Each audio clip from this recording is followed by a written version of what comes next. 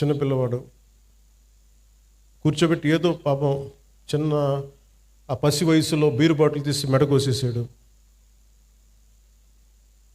పాపం ఏదో కూర్చోబెట్టి అమర్నాథ్ గౌడ్ అనే అబ్బాయిని తెలుసు తెలియకుండా 14 ఏళ్ళ కుర్రోడిని వాళ్ళ అక్కని ఏడిపిస్తున్నారని చెప్పి ఆ 14 ఏళ్ళ అమర్నాథ్ గౌడ్ వచ్చి ఆ రౌడీలని ఎదుర్కొంటే పాపం కత్తితో పొడి చేశారు. చిన్నపిల్లలు తెలిసి తెలియకుండా పొడి చేశారు.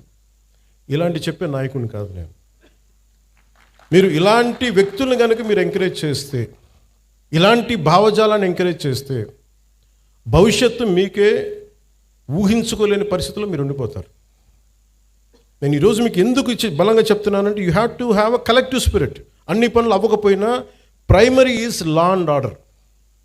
లా అండ్ ఆర్డర్ బలంగా ఉంటేనే ఇప్పుడు మీరు కోరుకున్నట్టుగా కూర్చోబెట్టి ఏఐ కావచ్చు, పరిశ్రమలు కావచ్చు, రేపొద్దున ఏదైనా కాలేజ్ సమస్యలు కావచ్చు, ఇవన్నీ కూడా సవ్యంగా ఉండాలంటే law and order should be very strict and very strong. నేను హోమ్ మినిస్టర్ని కాదు, అది నా పరిధిలోకి రాదు. అది క్రిమినల్స్ తాలూకు అదృష్టం.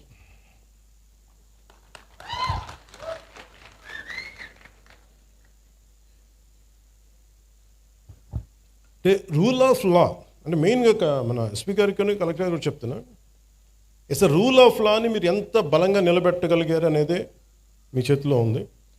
నా దగ్గర నుంచి చెప్తున్నాను, మీకు 1 సింగిల్ ఫోన్ కాల్ రాదు పలానా వాళ్ళని విడిపించమని. అలాగే మా ఉన్న నాయకులందరికీ కూడా చెప్తున్నాం, none of them will encourage any kind of rowdy elements. మనం ఎవరు ఎంకరేజ్ చేస్తాం సార్? చేయం కదా. ఎవరు ఎంకరేజ్ చేయరు ఇక్కడ. That very clear.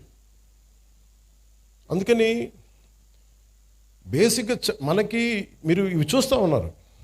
ఇప్పుడు ఇందాక ఫాల్స్ ఎస్సీ అట్రాసిటీ కేసు ఉన్న సింపుల్ సివిల్ కేసు, దారి ఇవ్వలేదు, గొడవ జరుగుద్ది, అంతేగాని దానికి ఒక ఫాల్స్ ఎస్సీ అట్రాసిటీ కేసు పెట్టినా తప్పు అవుతుంది. దీనికి మీరు బాధితులు కాకండి.